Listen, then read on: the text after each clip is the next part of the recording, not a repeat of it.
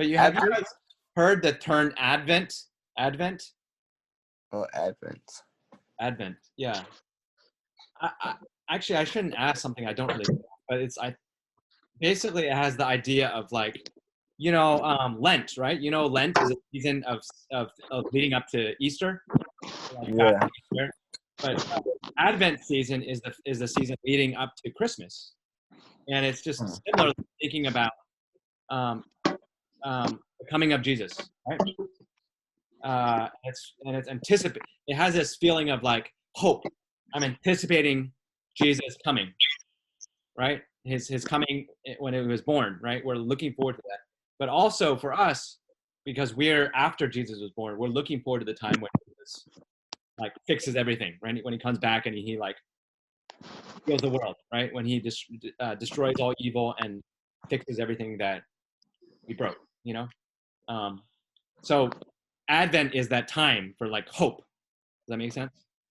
Okay. And so that's kind of like when we think about Jesus' birth, I wanted to like look at this little passage. I think it's really appropriate during Advent for Christians to think about hope. But have any of you guys ever looked at this, seen a picture like this of these two women? There's different variations of this photo that I included here. I just Googled it, but like, has anybody seen it? From Frozen? It's not from Frozen. Good guess though. Oh. Oh, is it Tangled? What'd you say? Tangled? It's not from Tangled. I mean, it's like two pregnant women. Sleeping Beauty? No, it's not. I mean, again, good guesses. Robert said it looks like two pregnant women. Mary and Martha? Mary, okay, Mary's one of them. And John's mother. Who's that? No, that's Eve, because she has the apple. Oh, it's next. Okay, there you go. I mean, yes, Robert, good job. Eve. So Marquise got one of them and Robert got the other. How else can you tell that it's Eve? Because she's naked. Is she naked? I can't tell, but like, maybe that's true. But there's another clue. She's wrapped through a sin. What do you mean by that, bro? Her legs is wrapped up from the serpent that made her eat the apple to cause sin to happen. Right. Okay. So I just think this is a real beautiful. If anyone else, if you guys are ever interested, I encourage you, Google it. Mary consoles, Mary encourages, Mary comforts Eve. Okay. Oh, for real? Just Google those 3 words, and then look for some photos, and you'll see some different versions of this. But help me out with this. What's going on with this picture? Because once you get that it's Mary is the one, right, that pregnant, and you see like the belly is like with the light, So Eve was trying to make Mary eat the apple. Mary's like, no, Jesus. Wait, no, Lynette had something. Mary stepping on the vine? Mary is stepping on the serpent, yeah. So she's like crushing the serpent, Mm-hmm. So that's like destroying evil, right? Well, what else? Her stomach is glowing. Yeah. With what? What's going on? That baby. Anybody else? Any? Why do you think that Mary can comfort? Why do you think it's Mary comforting Eve and not Eve comforting Mary? No, I don't think Mary is comforting her. I think Jesus is. That's why she's touching the Why would stomach. Eve comfort Mary anyway? What's that? Why would Eve comfort Mary anyway? That's a good question. Yeah, like it wouldn't make sense for Eve to comfort Mary, right? Right. Okay, so you see Eve's hand is on Mary. Sorry, Mary's hand is on Eve's face, right? So She smacked her. You get starting to sin. She smacked her. Yeah, so it's like, hey, things will be all right, kind of like, right? You can picture her saying that, right? Yeah. And it's significant because it's like 2 women, right? One woman is pictured as that's the entrance of sin into the world, right? Or brokenness, or evil, or injustice, or anything that's bad, right? You think about like symbolically that piece of fruit, is it an apple? Who knows? But like eating that, like disobedience, right? That picture of eating the fruit, taking away, basically choosing my own way, not God's way, right? And Eve Eve in her belly has Jesus, right? And Jesus is the one who's going to fix all of this, right? So you guys get the picture? You kind of get the Yep. picture? So for me, around Christmas time, I find this really hopeful. I find it a really beautiful picture. You know, of like us taking comfort in the fact that something happened in the womb of Mary. Right? Something happened in the womb of Mary, and there's different versions of the Gospels. Remind me again, what are the 4 Gospels that we have? Matthew, Mark, Luke, John. Matthew, Mark, Luke, and John. Okay, one of them is very different from the other 3. You guys know which one is very different? John. John. What's different about John, if you can describe? Oh, bro. That's a good question. Well, the other ones all have like kind of the same story of like of how they describe Jesus. They all kind of have that, but John has more of a it has a different perspective. It has I think it's more of like being with Jesus, not the outside, right? Oh no, isn't John in jail the whole time? So he's getting his own perspective from being in jail. Because John's been in prison, no? I think you're thinking about Revelation, yeah. No, I mean that's a reasonable thought, Robert. And Lynette, what you're talking about in terms of being with Jesus, I think that's a really good connection, actually, because actually the passage we're going to look at now, that's what it's about, right? But before I do that, another way of looking at it, one key word, okay, if you want to impress Bible people, just use the word synoptic. All right, can you say the word synoptic? I should No, I can't. Wait, Jeremy, quick question. How you gonna impress Bible people? I don't know. Look, man, I don't know the word synoptic. You Bro, know what that means? That's a vague thing to say, bro. That's very vague. I know bro. synoptics.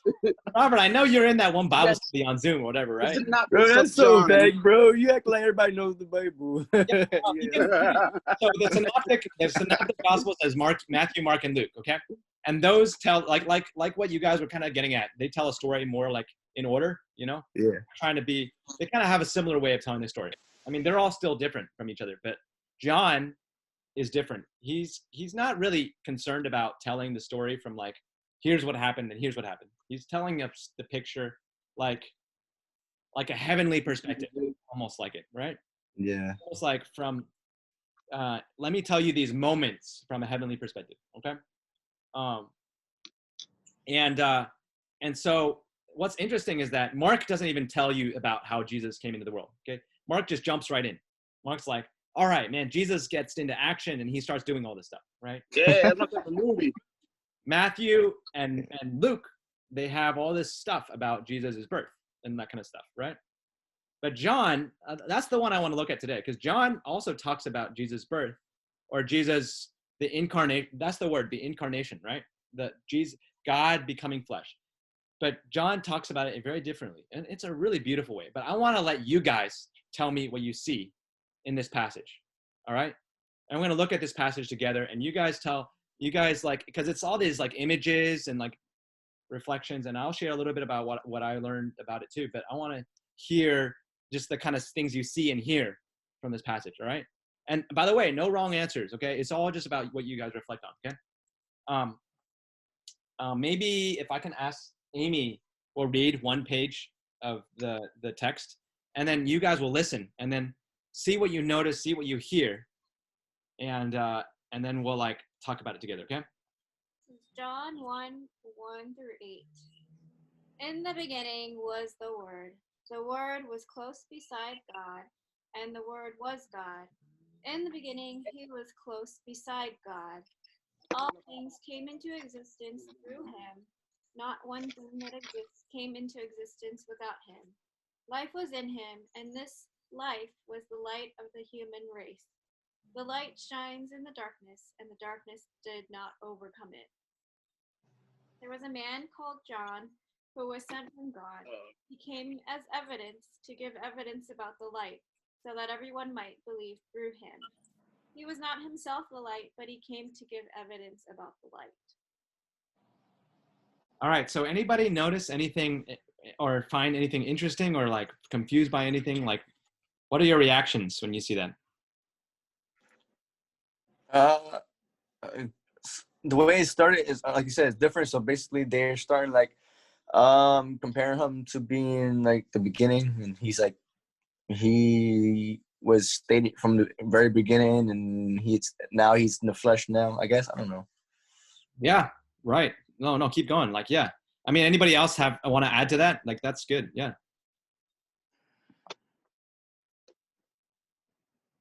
Yeah. In the beginning, you guys notice? I mean, I don't know if any of you guys know another book, another place in the Bible where it starts that way in the beginning. Genesis, bro. Yeah, So in the basically, beginning. In the yeah. beginning, it says in the beginning. In the beginning, it said in the beginning. What did it say there? I'm sorry. I'm just making it funny. I'm sorry. And It's just repeating the same thing. In the beginning, it was the word, and the word was in the same thing. You see, Yeah, in sort the of. beginning, God created the heavens and the earth. Yeah, in the beginning, God created the heaven and the earth. Yeah, right, Marquise, right? So that's like Genesis 1 is talking about like God is like making the world, right? But isn't that interesting? Like John, he wants to talk about Jesus, right? This is all about Jesus, by the way, right? Hasn't put the name Jesus out there yet, you know? But in order to talk about Jesus, he goes back to the beginning of, he uses words that make you think about when God created the world, you know?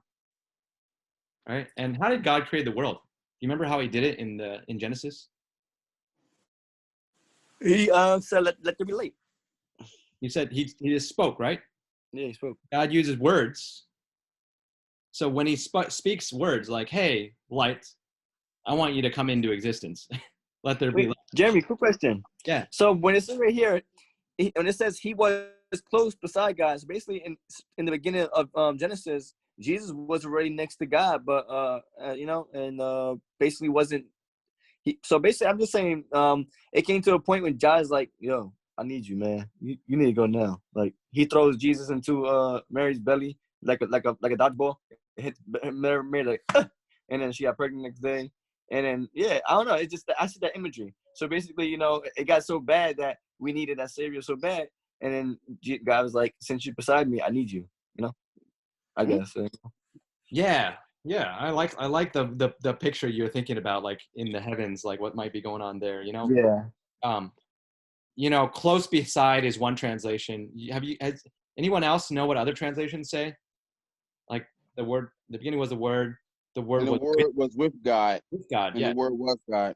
With, yeah. So with, Mm-hmm. right? And it's kind of like this picture of like alongside, right? Right there. So if you're picturing God speaking words, right? Those words that made the world exist. If you think about his words as being a person, right? Am I identical with my words? Well, my words come from me, but at the same time, my words are not me, right? So think of how Jesus is the word of God as a person, but that person is also different, but also the same, is from God, right? So isn't Right. that weird? It's like this kind of mysterious thing that we'll never fully grasp and understand. But, this word, so again, it's talking about Jesus, right? It's almost like John wants the people that are listening to him to think, hey, so you're saying that this human being that we met and we walked with him and we followed him around doing miracles, that human being, like you're saying that we know about how God created the world by speaking the world into existence. You saying that human being is the same, is that word that God used to create the world, right? Isn't that crazy? You can think about how their brains would be like, I'm exploding here. That makes no sense. At the same time, it's beautiful, right? Mm-hmm. And then Yeah, look, but yeah. I would say, you know what? One thing. I don't mean to go ahead. shift tone. But I was inclined to believe that, you know, they already knew, like people back in the day already knew how God created the world. You know, it's from his, you know, he spoke the word to existence. Right. But, you know, by saying the word became flesh, you know, that's became shocking to them, that the word became a living person. You know, so it's Right. like, wow, like what? Like the word is flesh now. You know, so I was inclined to believe that by some YouTube guy was teaching about the Bible with that. So I just want Yeah. to put that out there. Yeah, and you're jumping ahead to the next some words that are coming up, right? The word became flesh, because we didn't hear those words yet. But Right. but how, like, yeah, okay, you're a Jewish person. God created by speaking. Great, we already believe that, you know. Right.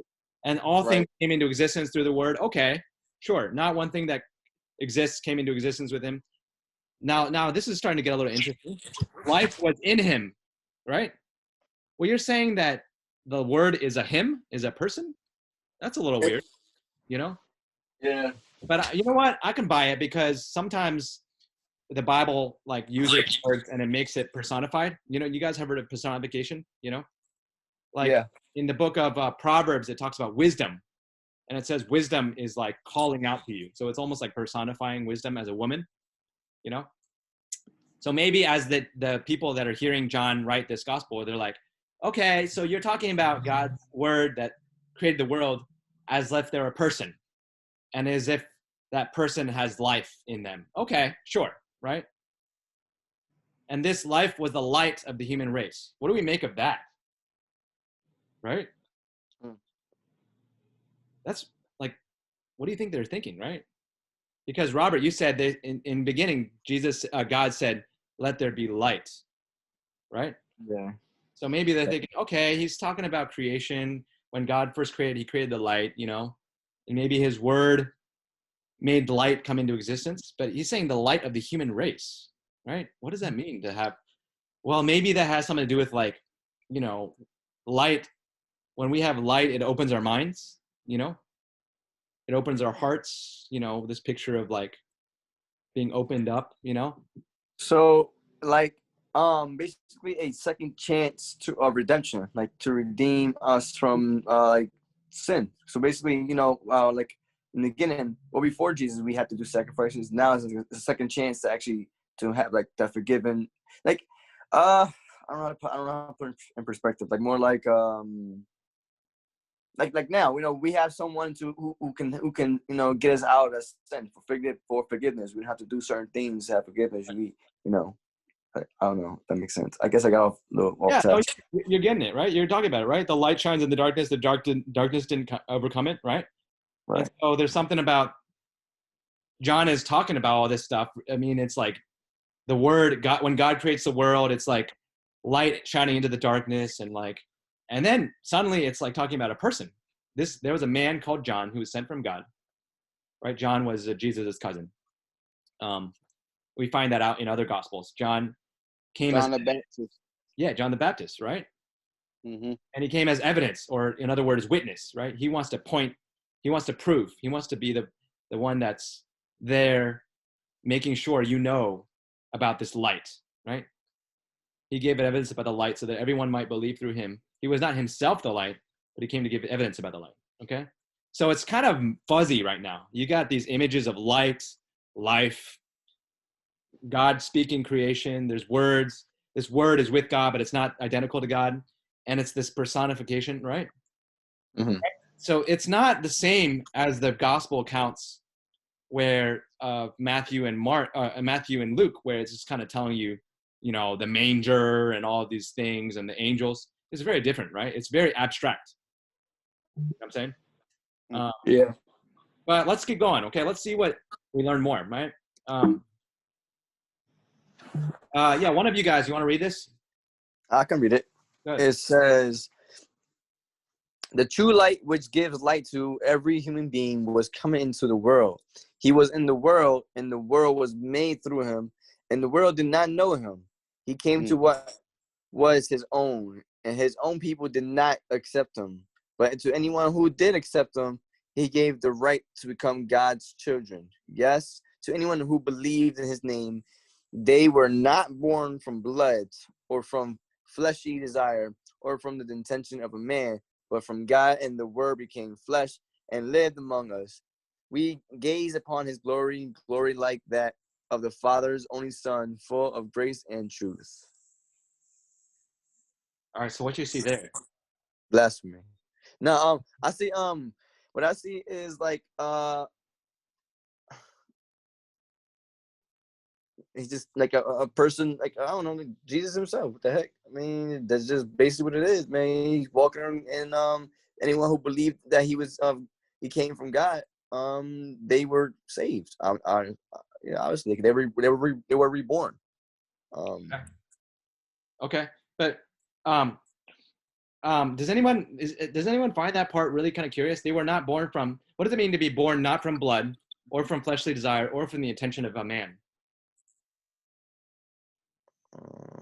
To be born through like a bloodline. Yeah, some like type of what would we call that, right? Like procreate, like like human. royalty or something. Yeah, like sex, basically, right? Right. Human procreation happens through a man and a woman, you know, Right. have sexual intercourse, right? Mhm. To make it explicit.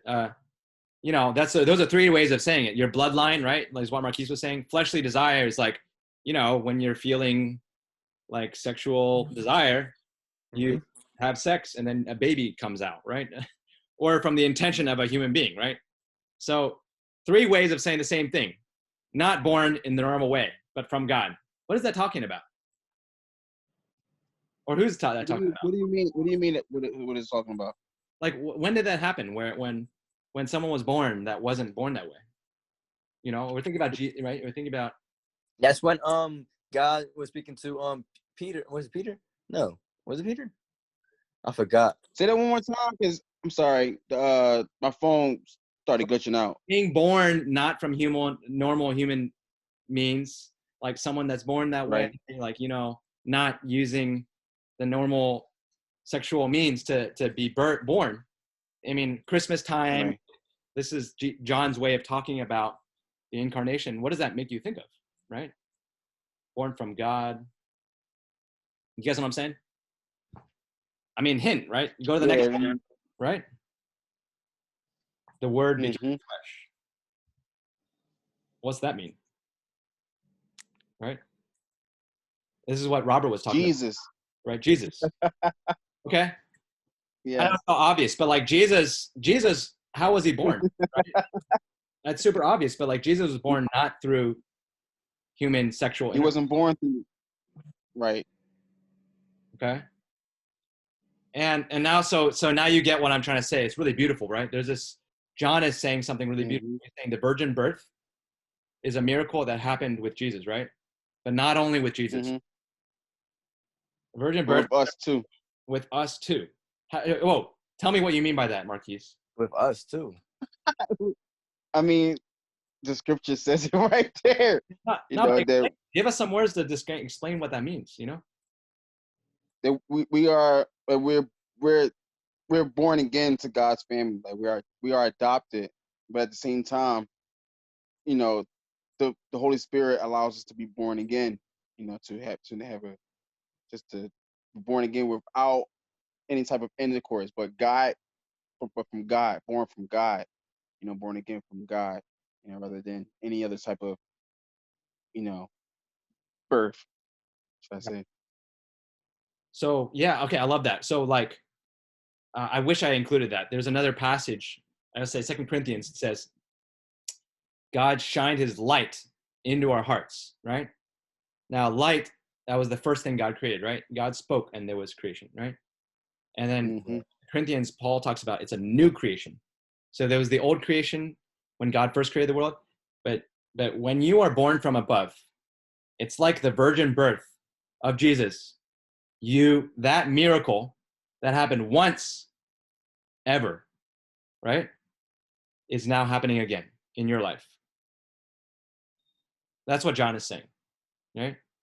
To anyone who accepts him, to anyone who receives the light of the world into their lives, it's like that the miracle of the virgin birth is happening in your own life. You are being born again. You are being recreated, right? Right. It's like you are the word of God is becoming flesh through you, right? Mm-hmm. The miracle that happened in the incarnation when God's word entered into the human flesh of Mary and became a human being, and that human being grew and all that stuff. That's happening again. when you open yourself up to God, his light, his life, his love, you are becoming the Holy Spirit. Jesus is becoming incarnate in your life. Right? Can you imagine that? Okay. Mm-hmm. I can imagine it. So when what Lynette was saying earlier, when she's saying the Gospel of John is kind of this thing about God being with us, right? There's something mysterious about this, that when it says, we gazed upon his glory like that of the Father's only Son, full of grace and truth. There's something mysterious about, like, when you look at Jesus and you're saying we gaze at, I mean, you probably, what moment do you think of when you think we gaze upon his glory like the Father's only Son? What picture comes to your mind? You know? A lot. A lot? Was that Mm-hmm. Robert or Marquis? No. Yeah. Now, what? Yeah, Marquise, go ahead. What picture or what does that all come to mind when you think of that glory, gazing upon Jesus, God's glory? You know. Well, one, I think about the transfiguration.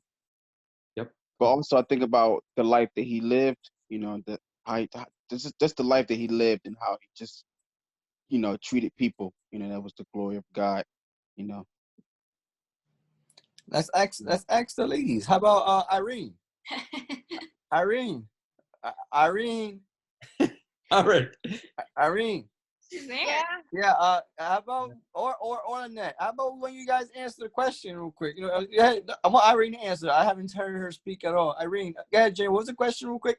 I think Irene wants to answer real quick. No, go ahead. Or anyone. I wasn't listening. Everybody talking to me at one time. Okay. All right, Irene, feel free, if you can hear the question. The question is like, the Word became flesh and lived among us. So it's talking about Jesus. God's Word enters into Mary's womb and then becomes a human being. But we gazed upon his glory, right? Glory like that of the Father's only Son, full of grace and truth. When you think about gazing upon the glory of God, what picture comes to mind? Marquise talks about like this moment when Jesus was like shining like light, the transfiguration. But I wanted to see what comes to mind for the rest of you guys, you know, this picture of gazing upon the glory of God. Good question, Jeremy. Good question. That's a good question. That's a very good question. I guess, yeah. So I think about you know, some of these Sunday school questions of like, what does it mean to be made in God's image? Is like to represent God's glory, or you know, and then Jesus saying, when you give to the least of these, like you're giving to me. And so when I think about God's glory, I'll think about sometimes I picture like a malnourished, naked orphan in an impoverished country or something, or I don't know, you know, that or just the diversity of humanity representing God's glory. So, you know, those pictures of like diversity. So you have like red and yellow, black and white, every skin shade color represented in a photo, or like, you know, everybody's tribal clothing, traditional, like different kinds of clothing, yeah, or even just like to like well, I guess nature, like there's this psalm about trees clapping their hands, or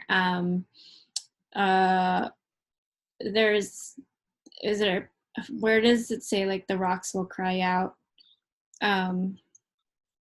Someone can look it up. Like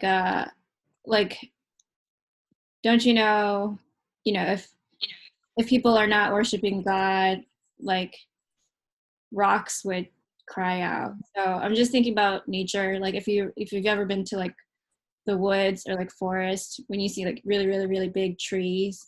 I think it was, I'm sorry, I think it says Luke 19:39 through 40, I think it is.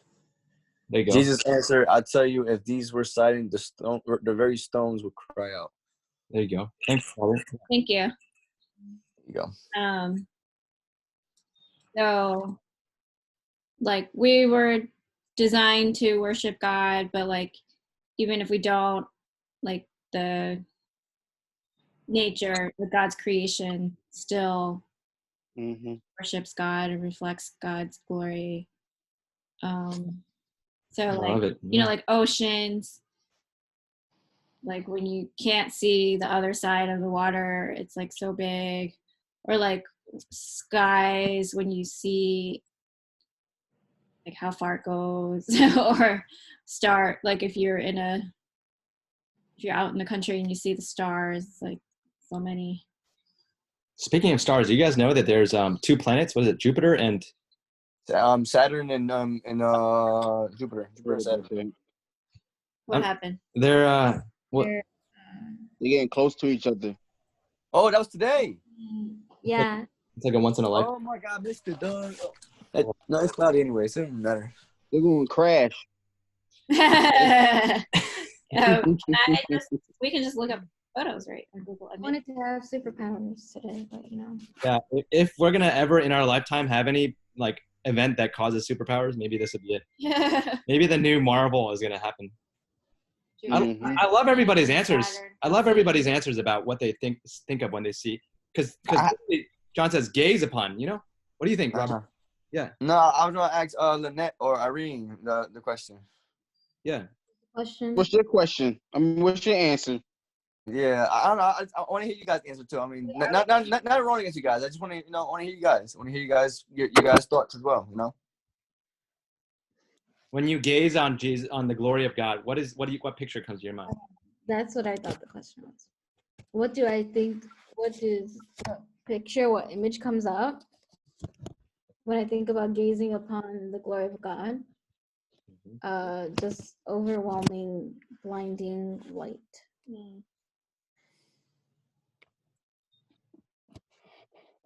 How about you, Irene? Boy, you need to stop playing. How about you, Robert? I can answer the question. I just want to hear from you guys first. You know. Question then. Funny. Irene's got some stuff going on in the background. I could tell she's talking. Yeah, she probably does. All right, so again, the question one time, Jenny. So like, what do I see? Sure. So I mean, say question one time, bro. Here, the Word became flesh and lived among us. We gazed upon His glory like that of the Father's only Son, full of grace and truth.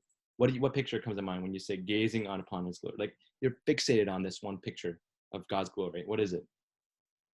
A huge miracle. Like, you know, just coming, like, you know, just to have a child without having intercourse and just happen like that, and have to be a holy child, and you know, for a child, that one child being to, you know, make a huge sacrifice. It's like a huge, like a bit something big, you know, something you don't expect. You know what I mean? Yeah.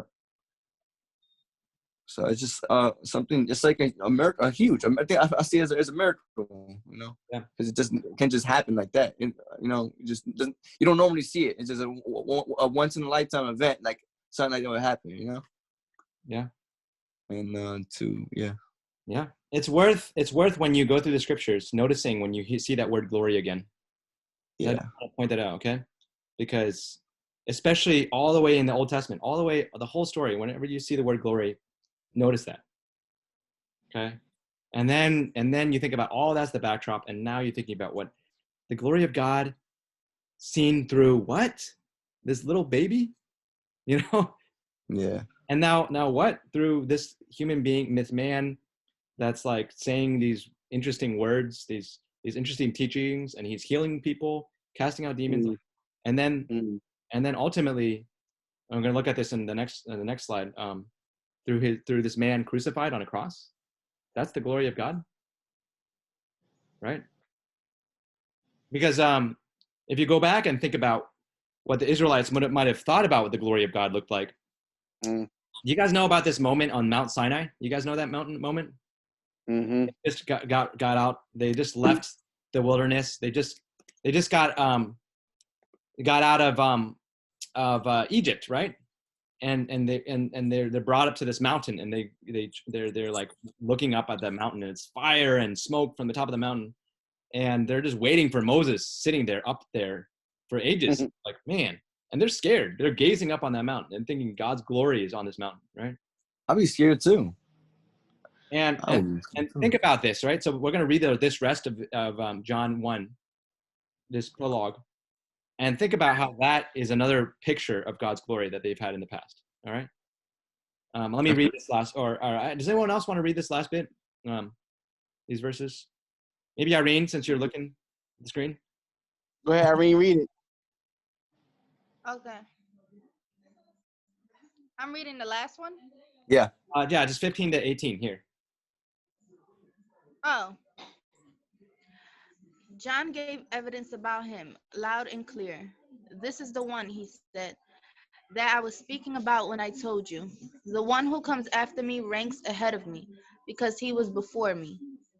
Yes, it is out of his fullness that we have all received, grace indeed on top of grace.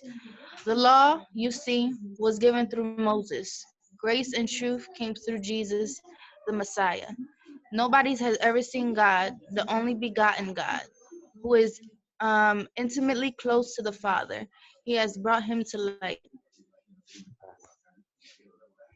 You know, before Jesus, the closest thing that they would have thought of when you think about gazing upon God's glory would have been maybe that moment, right?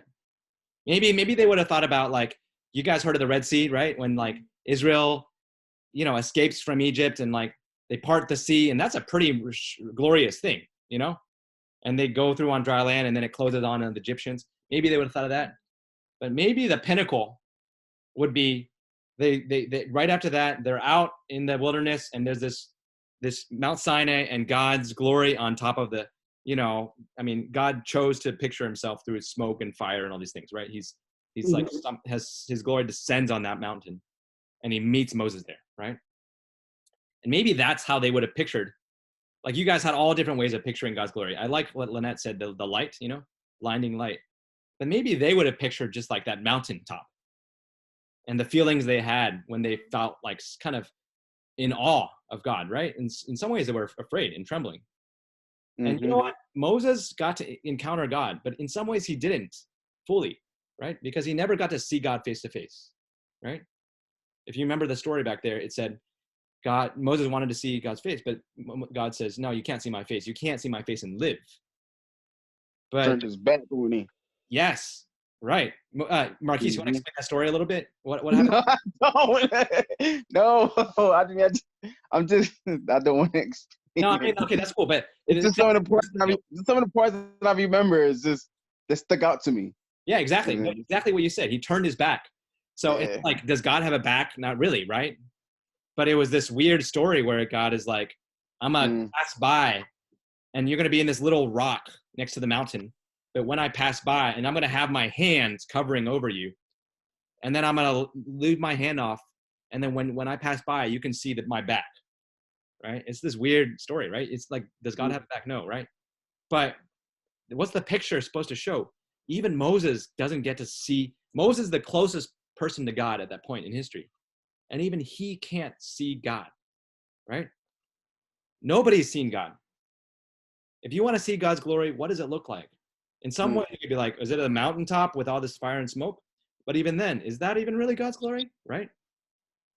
So now think about when John says,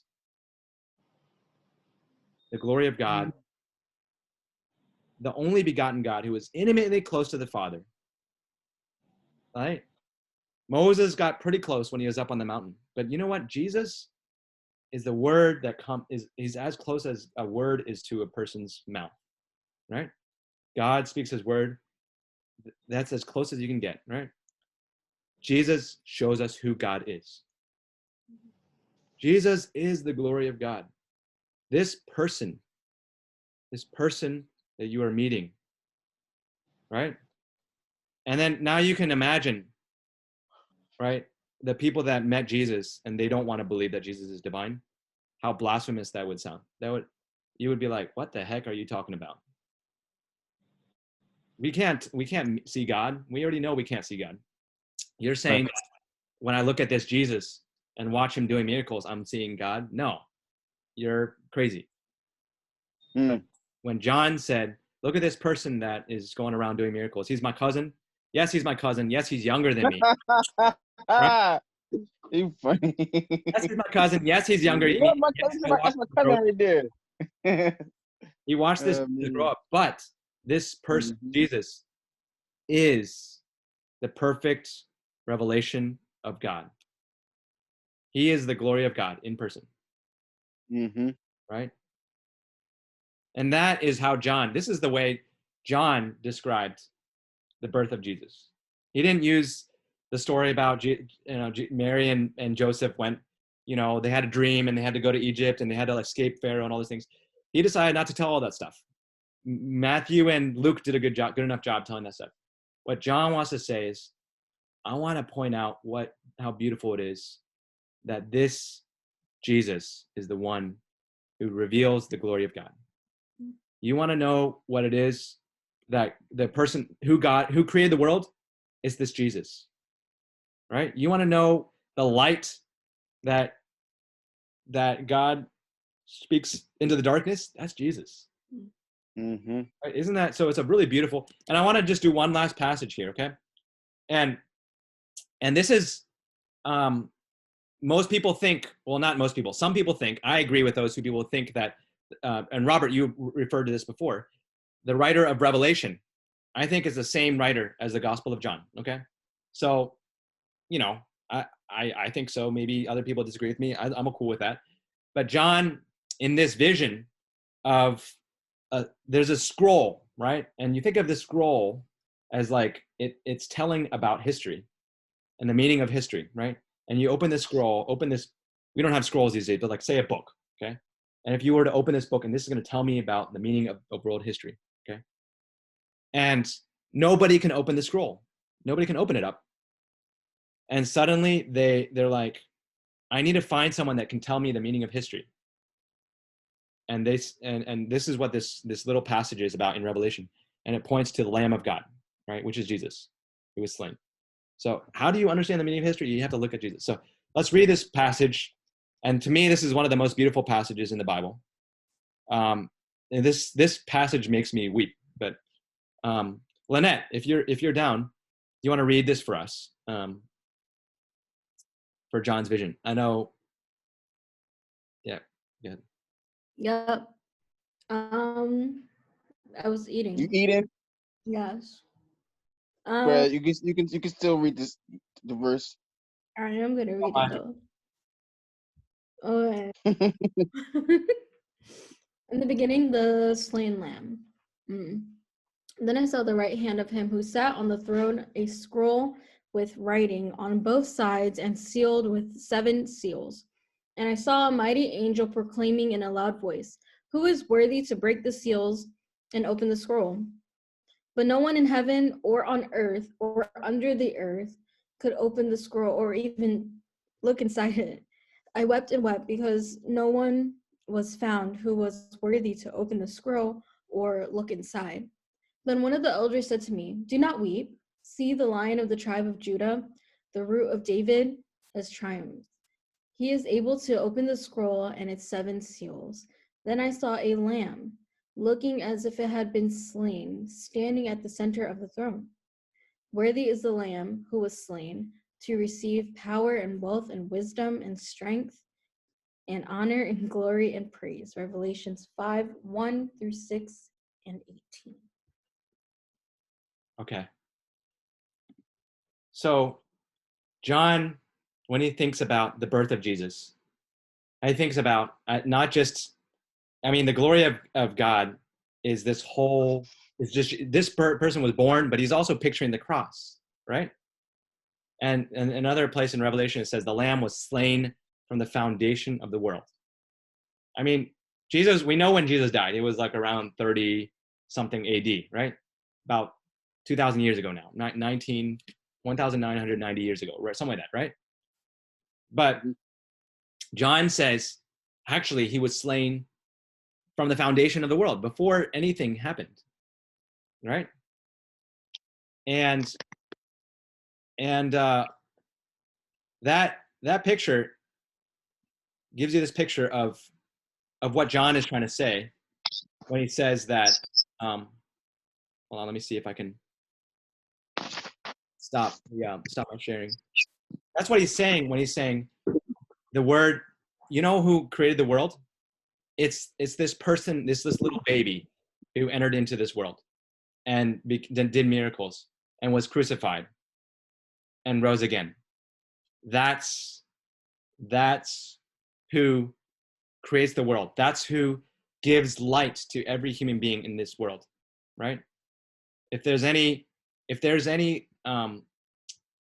anybody has any knowledge or any truth or anything that's good in them, it's from this Jesus.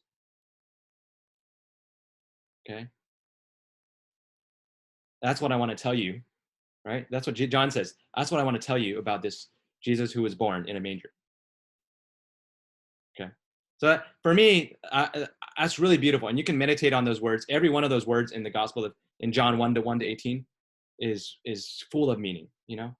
And I think you can meditate on it for many, many years. The first sermon I ever preached at a church, I preached in this Taiwanese church on that passage. It's like one of the, I don't know, I think it's very symbolic. It's dear to my heart. And so is the glory of God, when you picture the glory of God, actually, Amy wants to point out, that's actually when I met Amy too, was when I preached that. Amy looked at you like, it was just so funny. I don't know why she did that. When you picture the glory of God, you can picture the baby, right? That was born not through human means. You can picture, blinding light. You can picture Jesus doing miracles and healing. You can picture, like Marquis said, the moment when Jesus, light was shining out of him and his disciples saw it, right? But you also have to be able to picture the slain lamb, or another way of saying it is Jesus on the cross, right? The glory of God is revealed when Jesus gives his life. He gives everything he has for us. That's the glory of God. And you can also say, lastly, for us, right? Because the Gospel of John said, the glory of God, like the incarnation happens when we follow Jesus, when we follow God, we are born again from above. The same thing that we are participating in, the reality that happened 2,000 years ago when Jesus was born, right? And so when Marquise goes to work and he is patient with his coworker, the glory of God is being displayed. What Amy was saying, when we see diversity of people that usually in the world would never come together, and there's peace between them, the glory of God is being displayed, right? When we see all the things that of God's Spirit at work in your life today, what happens when Jesus was born in a manger? That reality is continuing today in and through our lives. The glory of God is being displayed. All right. So I wanted to share that a little bit, that little devotional, that little reflection. And I hope that gives us deeper meaning in this season of Christmas. I'm not one of those Christians that would be like, oh, you got to know the real reason for Christmas is, I love all of the extra stuff, Christmas tree. I don't care where it came from. I don't care. Some of it came from pagan stuff. All these other things. I think a lot of them are great. But for me, I treasure thinking about how deeply beautiful it is, this reality that the glory of God, that invisible reality of God came into this world in 2,000 years ago. All right. And I want to encourage you to reflect on that. Okay. So if I can, I want to close this time before we chill out and sing some songs and be sort of silly. I want to close it in a time of prayer and bless us as we think about Christmas. Let's pray. Lord Jesus, we want what happened 2,000 years ago when the mystery of mystery, where your word entered into a woman, Mary, and who was willing and was born as a human being and was the light of the world, and people rejected him, and yet he kept going, and he gave his life even to the bitter end, where he laid down his life on a cross. and he rose again so that he could give the rest of us, all of us, new life, so that we could, in some ways, be born again, born from above, born like a virgin birth, the way you were, from above, so that we can reflect your glory into this world. And we know that there's a lot of people in this Christmas season that are hurting, that don't know you, that have gone through a lot. Maybe they're lonely. Would you meet them? Would you meet them through us? I even pray, as we try to be generous, kind to others, I pray that Christmas isn't just a sentimental thing we celebrate that happened a long time ago, but that reality would continue today through our lives. Help us to be the kind of people that when people see our lives, they see God's glory. They see the love of God displayed through our lives. They see a miracle. So we long for that. And I also just ask for fun during the holiday season. I know some of us are struggling because of like family stuff or ways in which housing or whatever, and we still know people with COVID. I pray, in spite of all that you would give us some fun and joy in this holiday season, because you're good. So we pray these things in Jesus' name. Amen.